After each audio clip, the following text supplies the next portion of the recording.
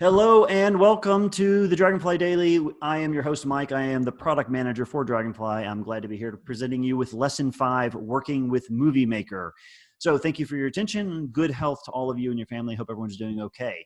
If you're watching this on YouTube, hit the subscribe button so we know you want us to keep doing these daily webinar series. So far, we are now on Lesson 5. Lessons 1 through 4 are all posted online. Lesson 5, it probably should say Working with MovieMaker, but that is the topic for today. Now announcing for the first time the lessons for next week: customizing Dragonfly, lesson 6, lesson 7, working with shapes. You're really going to benefit from that, especially if you're doing segmentation. You'll see applications. Then, by popular demand, lessons 8, 9, and 10 on image segmentation. That should say ROI Painter. So I'm getting credit for delivering webinars, not getting credit for my spelling. Then upcoming lessons will cover topics on Dragonfly Organizer. This is a data management solution to help you organize your input data and your results and your segmentations. It's sort of a lightweight database. We also have a lot of interest in image filtering, in analyzing porosity.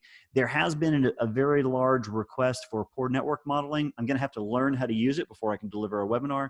And then there's been a request for unwrapping a cylinder.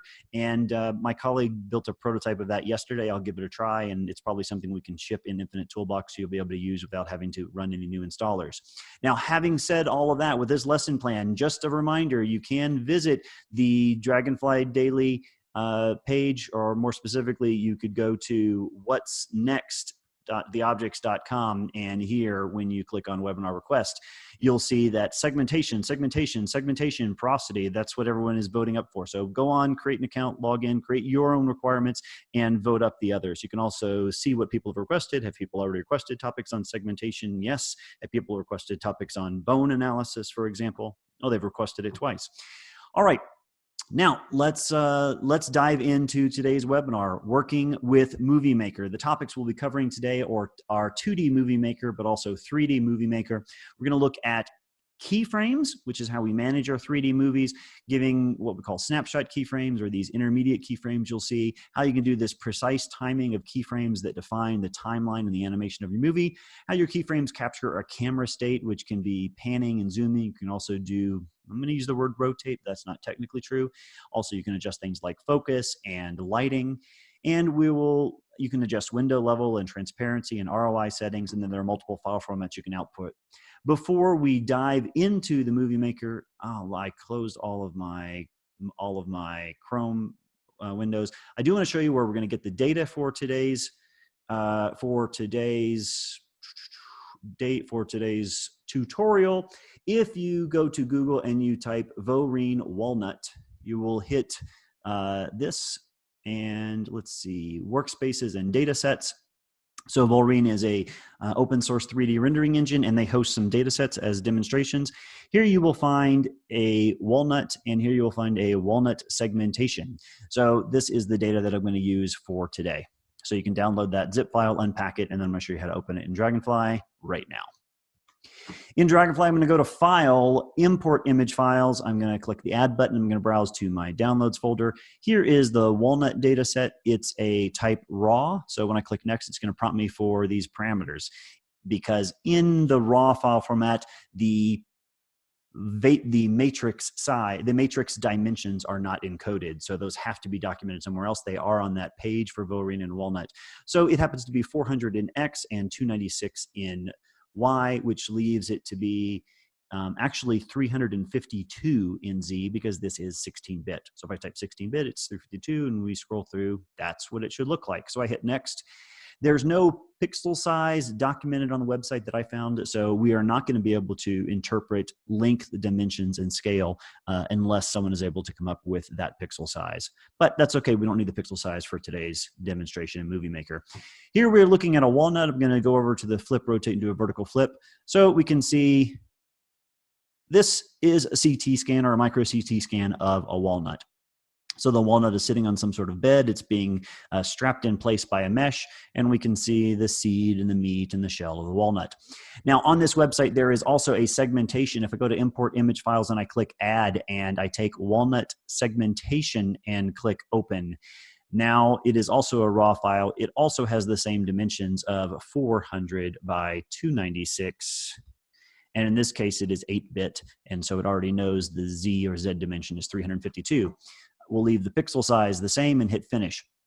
If you look over here on my workspace, you will see that I now have walnut and walnut segmentation. If you look at walnut segmentation, it's just a grayscale image that is 0 out here, and I think 1 right here, 2, 3, 4, doesn't matter what the values are. It's just 4 discrete gray levels in addition to the black background.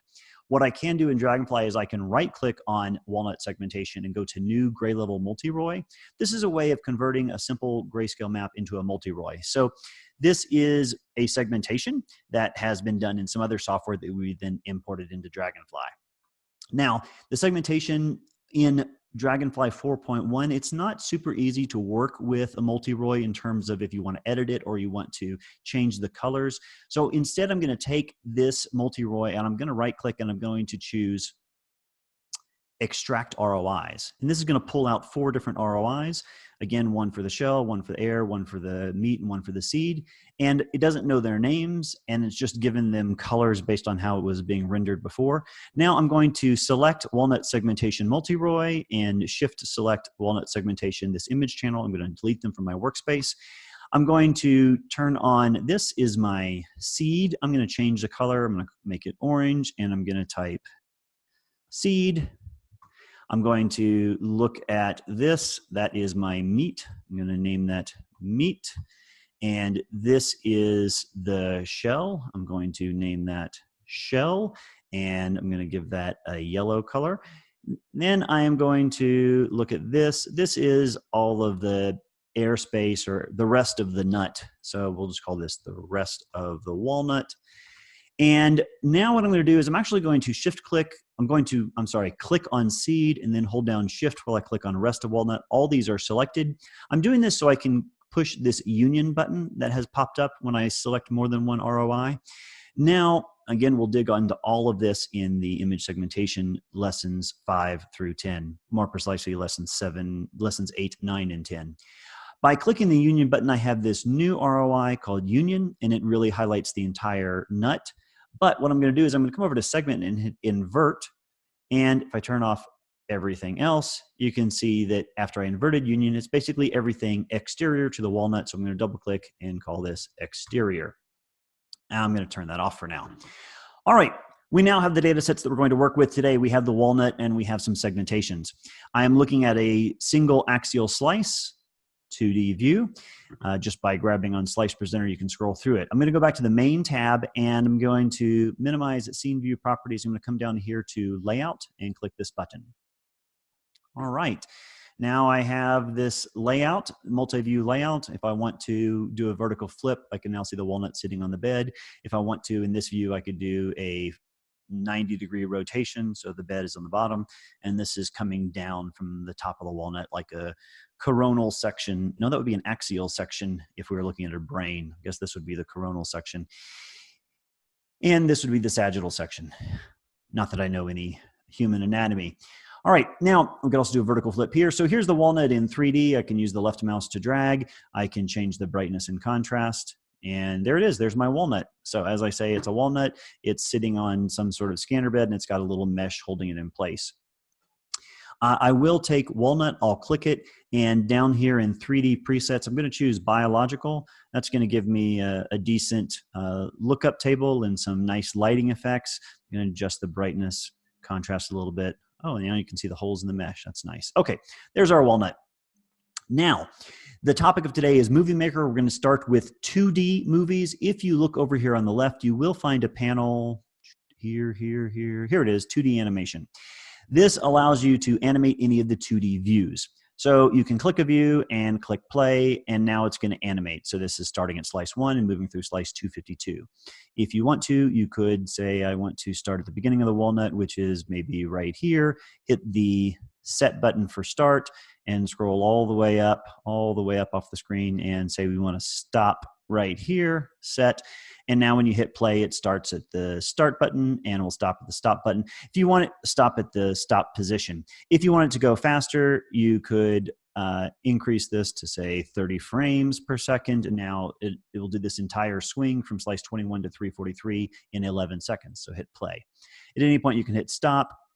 This will restart from the beginning. This will resume from where you left off. If you want to make this a movie, you click this button and it'll output to an AVI or MPEG file.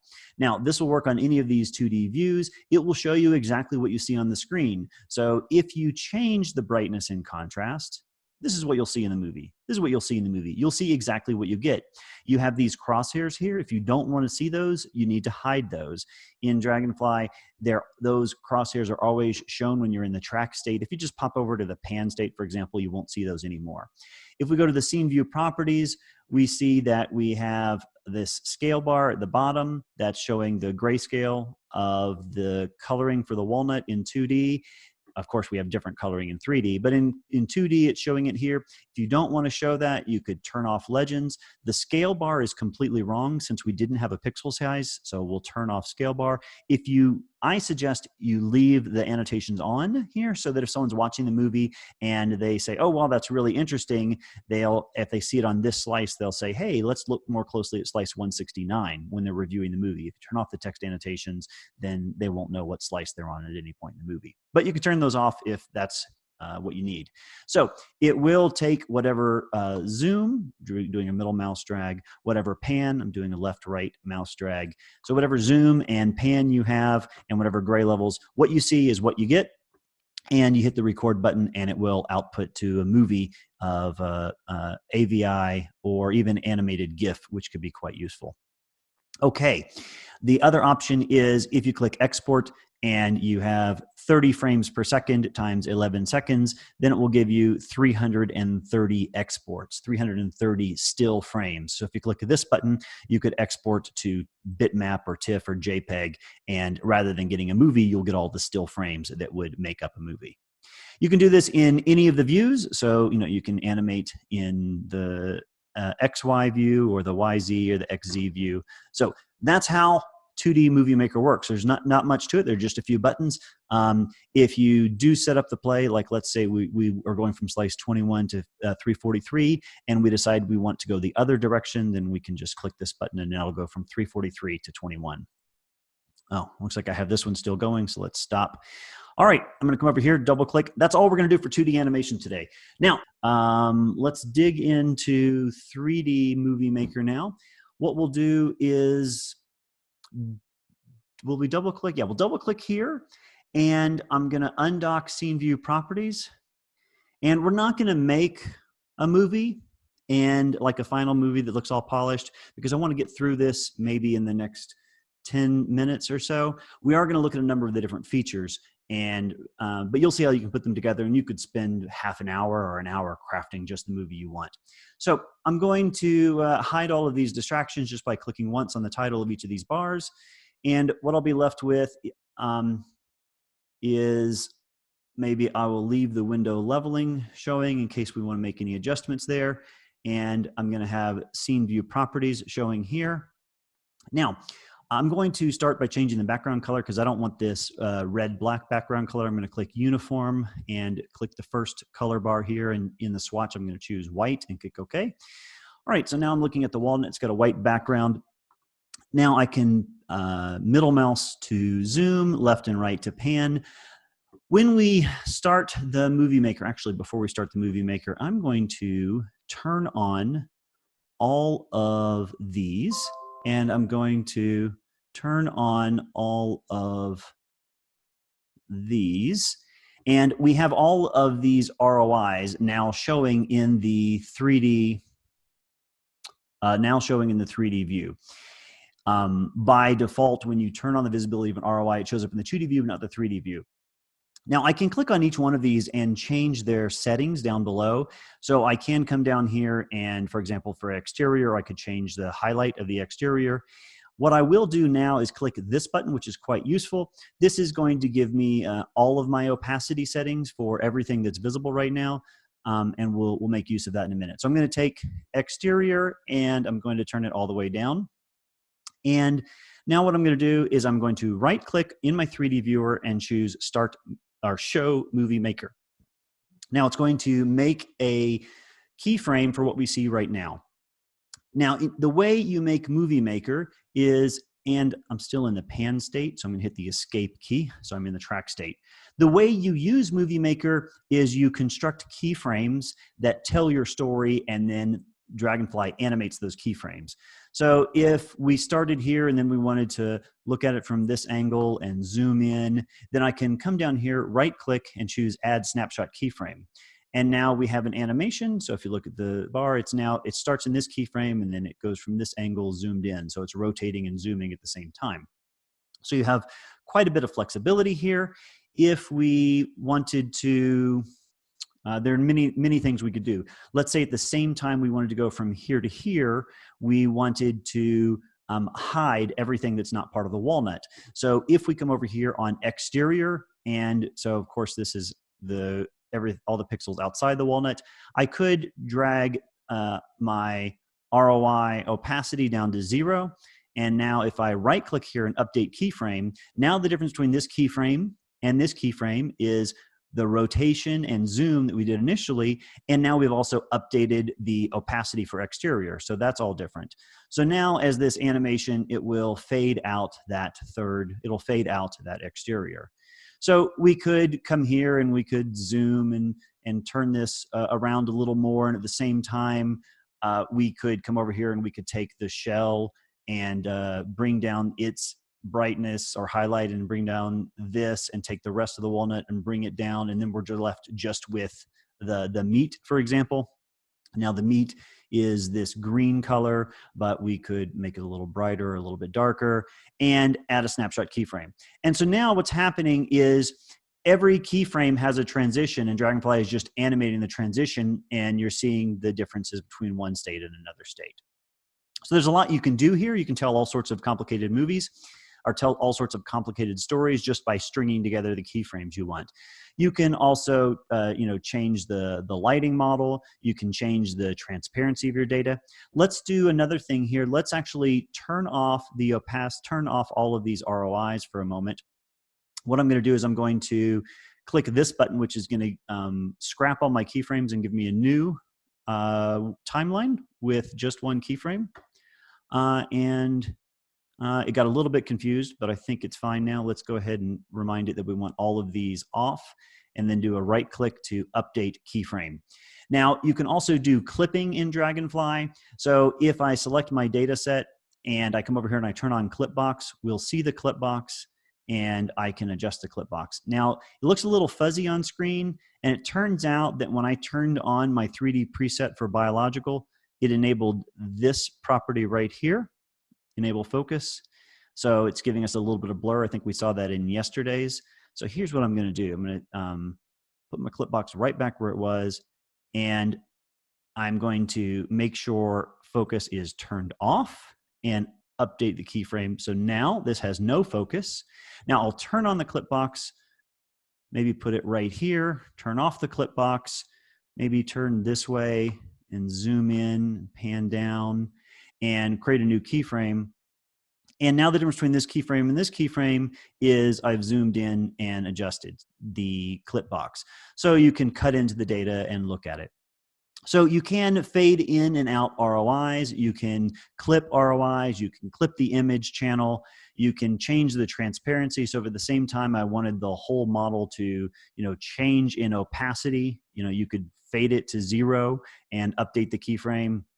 And of course, now we're changing the camera position and clipping, and then at the same time fading to 0. So all of those things are being animated. So in addition to fading the opacity, I already mentioned you can change the shadows and the lighting, and you could also you could even change the lookup table if you wanted to. So you see here that it's this thermal lookup table. If we switched it to the regular grayscale lookup table, and let's say we overwrote this keyframe with this keyframe, then now the only difference between these two is the two keyframes. So I'm sort of losing all of my color because I'm fading to this black and white grayscale lookup. So you can animate all of these different transitions. Another thing we could look at is, besides doing these transitions, we could also employ a rotation.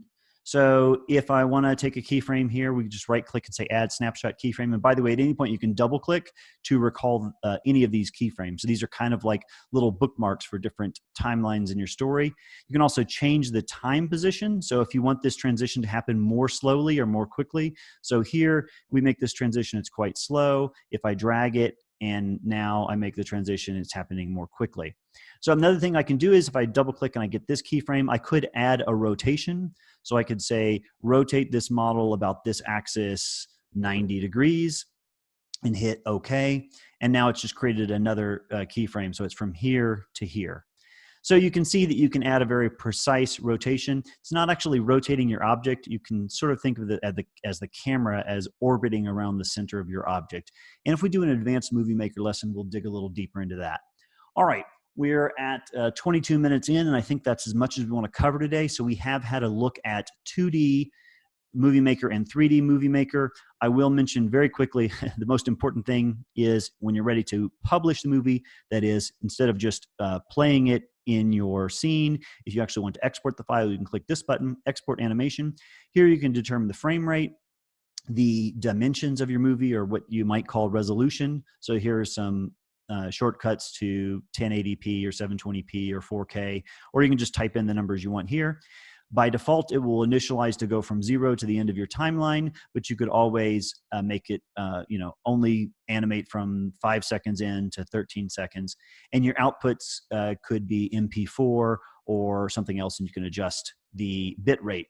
If you do save as video file, it compresses and makes a video file that you can share with others. If you do save as frame sequence, it'll actually make a stack of 2D images that you could then look at every frame one by one, and then you could compile those in some other software tool if you wanted. And save as GIF makes an animated GIF. Animated GIFs are not recommended because of file size. They make a very, very large animation, but they do have the advantage of they will always play back in PowerPoint. So if you're presenting at conferences and sometimes your movies don't work, then save at GIF is a useful option. There is one more thing I forgot to mention. If you are designing the movie and you're trying to orchestrate the timeline just right, you can always right-click, and instead of overwriting a keyframe with update, you can just say set keyframe position. So I could say I want this keyframe to occur exactly 4 seconds in. Then I could just put in the number 4 and hit OK, and now it's moved. All right. I'm going to stop there, and we're going to switch to questions. So let's pop back over to not here, but here. And let's go questions, and give me a moment to pull up the questions. Here they are. All right. Question number 1, how do you adjust the resolution of the video? So I think we answered that near the end. You can set the matrix size. I shouldn't say matrix size, but you can set the dimensions, 720 or 1920 by 1080, etc. So we saw that. Is it possible to make a video mixing 2D and 3D images? You can if you watch lesson 7, working with shapes. You'll see visual planes and how you can have the 2D image interacting in the 3D scene. But you'll have to use planes and you'll have to use show data. So tune in to lesson 7, working with shapes. Following on from yesterday, if you have an irregularly shaped sample for something that's not a cylinder, how can you remove the area outside the sample? That's a great question. So it's a question about ROIs or making an irregularly shaped mask. That will be covered in lesson 10, advanced segmentation. So tune into that and I'll cover that specifically. It's not hard. How do you copy a keyframe? Well, that's a good question. So if I'm in MovieMaker and I have this keyframe at the beginning and I want to make a copy right here, I can basically, anytime I double click, I recall the state of a keyframe. And so if I double click here and I just right click and say add snapshot keyframe, I now have a copy of that keyframe.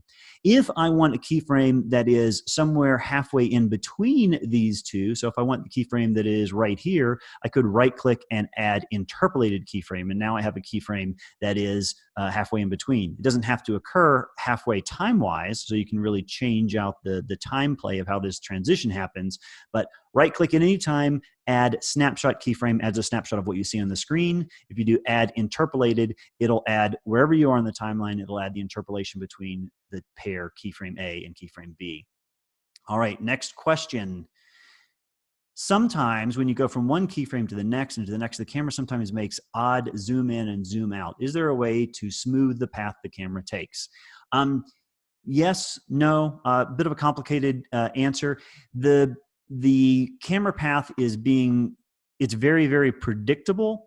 And it's a little hard for me to answer this without a whiteboard, but right now I have a 3D scene and my camera is pointing directly at it. So I've got this keyframe, and now if I move my camera and I have this keyframe, when you play this sequence back, it may not be what you expect. So you see how it looks like it zooms in and zooms out? What's happening is, you can imagine for a moment that I have this scene and I have a camera right here pointing up, and that's this keyframe.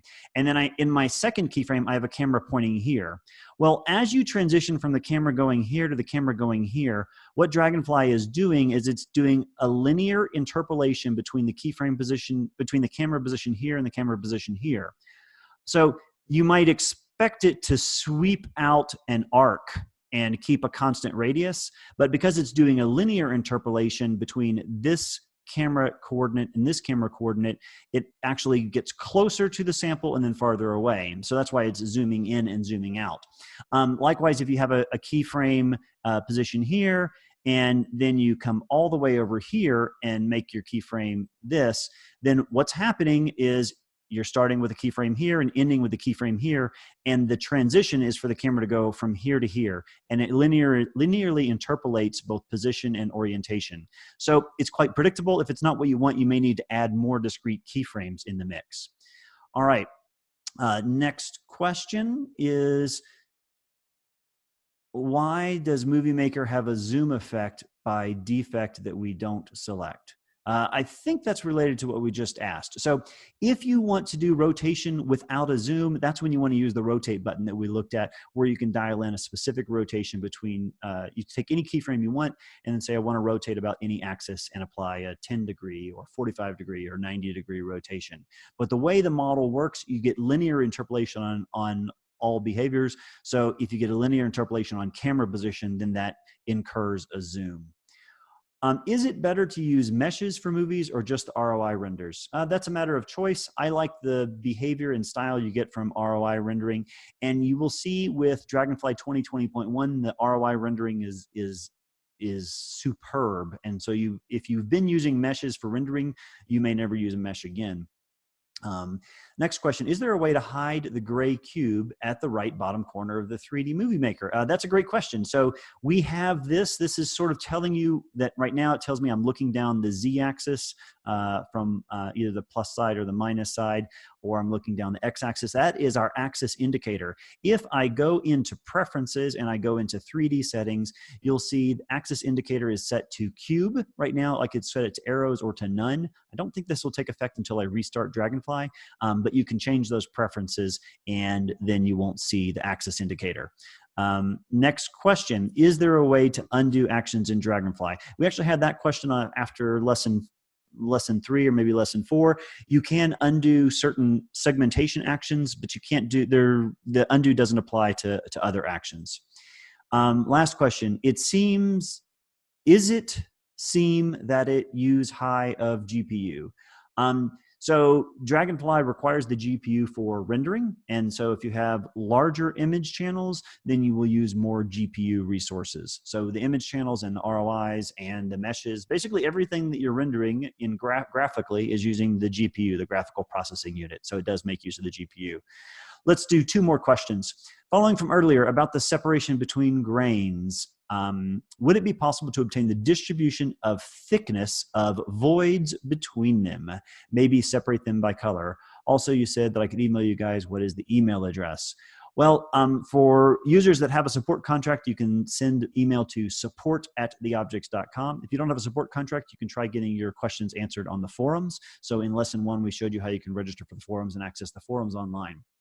The answer to the question here is yes, you can create a thickness distribution inside the pore space, but if we did a video on that, you would see how it would play out. That does not tell you for a specific grain what is its separation, because every grain is surrounded on all sides. So this question is not something that really can be answered in 15 to 30 seconds. We'd have to pull up the data, but I don't think you can get what you're looking for just by creating the volume thickness map.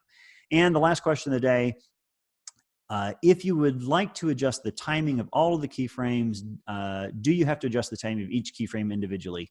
Yeah, that's just the way it is right now. I'm sorry. So if you want to adjust the timing of the movie and you want everything to go a little bit slower, then you can just drag these over and set them wherever you want. So that is all done interactively. If you drag past the 30-second time frame, it'll add more timeline here. But that's how we don't have a way of, I guess, multi-selecting keyframes, at least for now. So you will have to adjust them individually. That's it. That concludes the webinar on using MovieMaker for 2D and 3D. Send your follow-up questions to forums. Please, if you got anything out of this, go ahead and hit the like button. And as always, hit the subscribe. Please visit the page whatsnext.theobjects.com so you can tell us what topics you want to see in future webinars. Thanks, everybody. Stay in good health and see you for lesson 6.